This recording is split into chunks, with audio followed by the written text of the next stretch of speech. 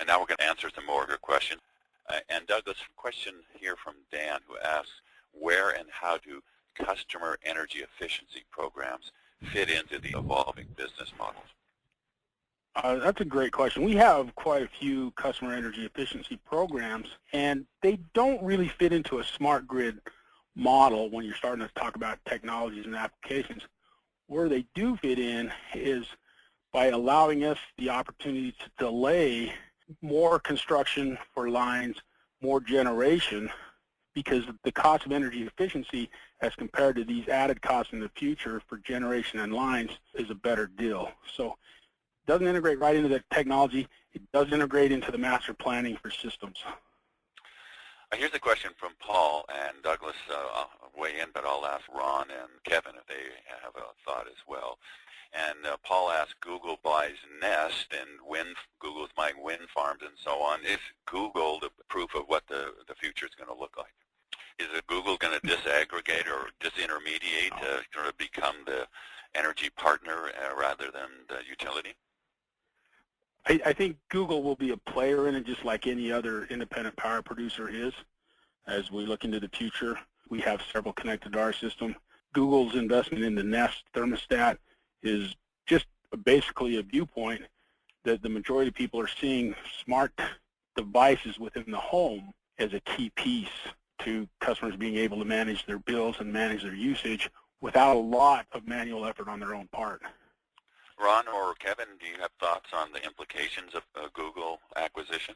This is Ron. I can share one observation. I commented in my slides about the evolution of smart cities and the way consumers are getting more and more involved. And of course, Google has a very strong focus on various consumer bases. And I think this is an example of where this is one discrete example of where a company that deals with consumers is seeing an interest in the part of consumer awareness and engagement evolving.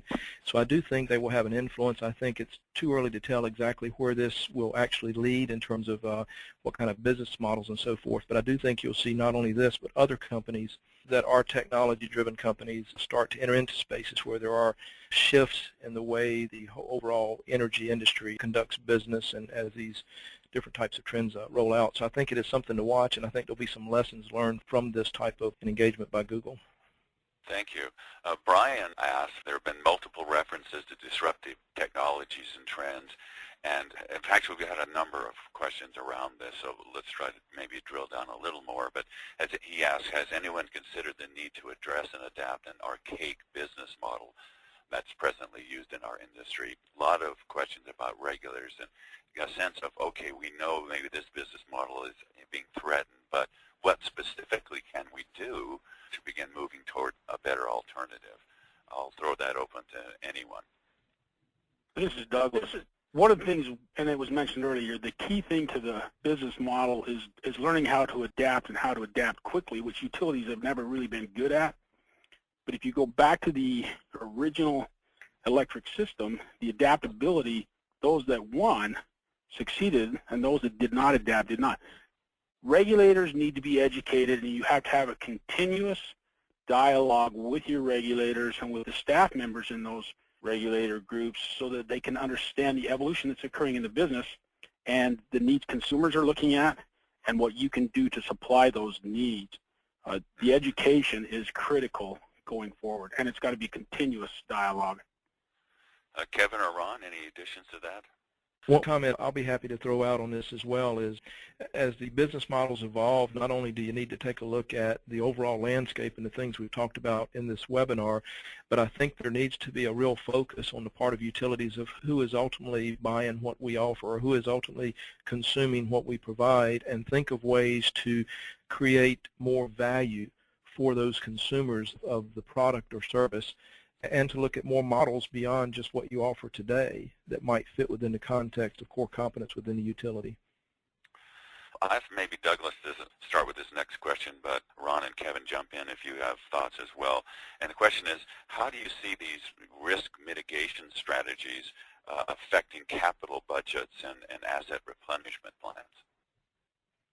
I think the risk mitigation strategy is absolutely necessary for you to manage your capital budgets and your asset planning.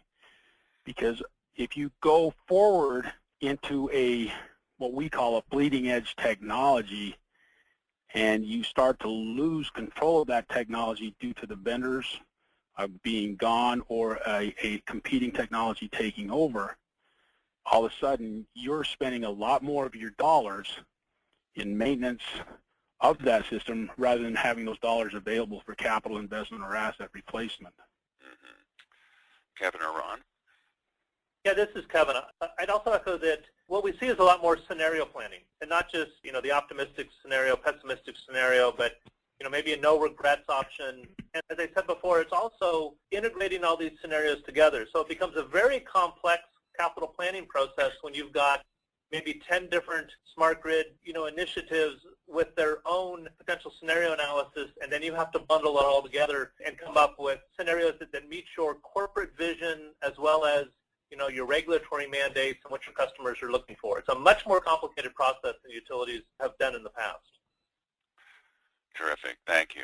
So that all that remains for me is to give a very sincere thank you to our presenters, to Ron Pate from Elster, to Kevin Cornish from Black&Veatch, to Douglas Marx for PacifiCorp. Thanks for your time and for your helpful advice. And thanks to all of you as well for joining us today. This is Jesse Berst of Smart Grid News. Hope to see you here again very soon.